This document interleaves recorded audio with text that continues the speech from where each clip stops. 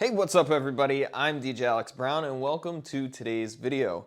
In today's video, we're taking a look at this cool little uplight here from SHEHDS that they sent to me to do a review of. For this video today, I'm gonna focus on four main topics of this video. So we're gonna start with the price, we'll move on to the features of the light, what's in the box, stuff like that. Then we'll talk about actually using the light, who this light is good for, and then we'll wrap up with some pros and cons about the light. So without further ado, let's get right into talking about the price or cost of this light. So officially on the SHEHDS website, this light goes for $140 as the suggested retail price. However, there is usually going to be some sort of discount. I believe it's currently around $123 for just one of these lights.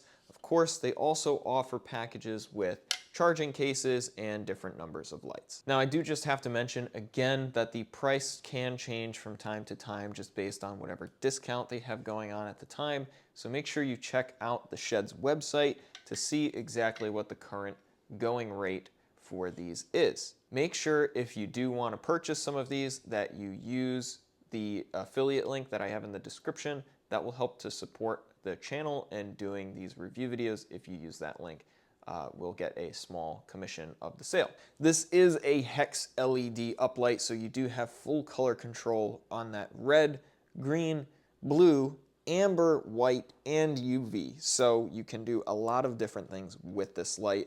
I think this is a very good price for a light with that many options on it. So let's talk about what comes in the box for this light. First of all, you get the light, of course. You are also going to get a manual. Then we have your IR remote. This light does have IR capabilities, and we will talk about that a little bit more later in the video. You also get a DMX cable. Now, I'm not sure if this is supposed to be an IP-rated cable, but it is a little different than your typical DMX cable, but I am happy to see that it has black ends on it because that's how I personally like to differentiate my DMX cables if you see in some of my other light review videos. And last but certainly not least, this light does have powercon charging, so it does come with a powercon charging cable. Now, we're gonna get into a quick overview of some of the features on this light. Just a quick look at the exterior of the light and what's included. So one thing is it does have this handy handle right here.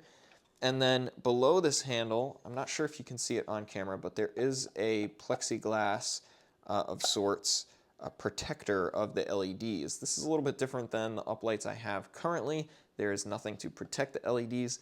With how much uplights get beat up, I do like seeing that there's this plexiglass because it's very easy for things to get spilled on uplights, them get kicked around, damage the LEDs. Technically, this is rated as IP44. However, just looking at the top of this light, I'm sure it could handle light rain. SHEHDS, please don't be upset at me for saying that, but most of the light is pretty well contained. I know, for example, my Eternal Cube Echo lights are IP65, I think, which is basically the rating for light rain, I believe. And this is definitely better enclosed than those lights are, for sure. So I would say officially IP44, unofficially probably more like IP65, especially with this thing on the top. Obviously, don't throw this into a pool. Common sense, people, okay? So on the back here, you do have this area where you can attach a clamp to the light. I'm assuming that this is a standard M10 because that's what it looks like to the eye. It doesn't have any label on it, and I wasn't able to find any information on it on the website with a quick search, but I'd assume that's probably a standard M10 that you can just screw any clamp into. Super cool to see that it does have this. Obviously the positioning would be a little bit awkward, but this is intended to be an uplight. So really it's just more of a good feature that it has that option. The more options you have, the better, and I can't imagine it's very hard for them to add that functionality. We're gonna take a look at the front of the light here. There are a bunch of different things on here. You have your display menu with your display buttons. We'll talk about these in a minute. I do have a little nuance thing I noticed about this.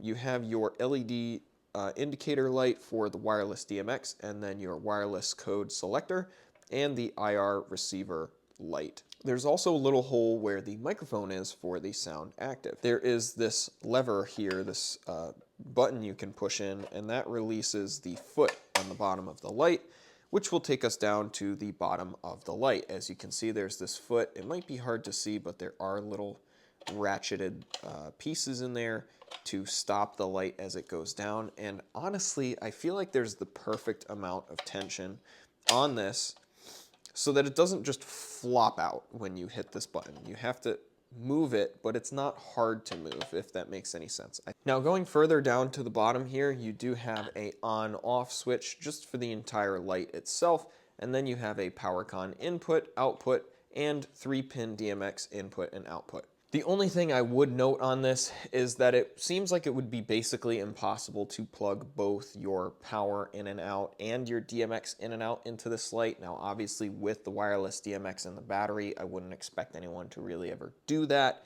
However, if you needed to do that, this is probably not the right light to do that with, just because of the angle that the DMX are at. I have a feeling they would just bump right into the powercon. You probably could make the angle if you needed to, but you'd be bending your cables more than I would personally be comfortable with. If I didn't already mention it, there is a charge indicator LED down here. I do have a bit of nuance I'm going to mention about this later in the video, but there is an indicator very easily exposed next to the powercon input. There is a cutout here that if you needed to plug this into power and then set the light on the ground, you could angle the cable out under this little cutout on the side here. Now let's talk about the functional usage of this light. Obviously, being a battery powered light, I'm sure a lot of people are going to want to know about how the battery life is on this. So I definitely got some interesting notes from conducting this experiment with this light and comparing it with my Eternal Cube Echo Mark IIs.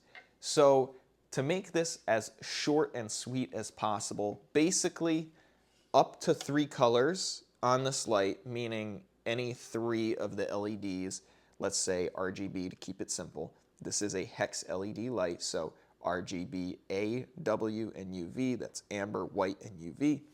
If you use up to 3 of the colors, which is going to be pretty typical for standard uplighting, and that's full on, so you could do, say, 3 colors with 2 on 50%. This light is going to outperform my Cube Echo Mark IIs. The battery performs very well. I actually drained the battery on almost 2 Cube Echo Mark IIs to be able to drain the battery on this thing.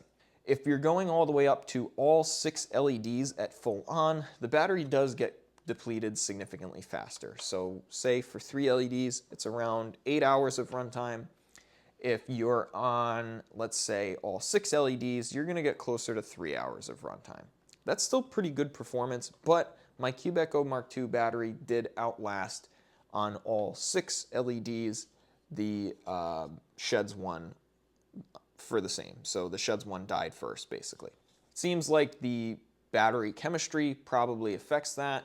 I was a little bit surprised by that, but basically most people aren't going to be running these lights that hard anyway. It's just something that's good to be aware of.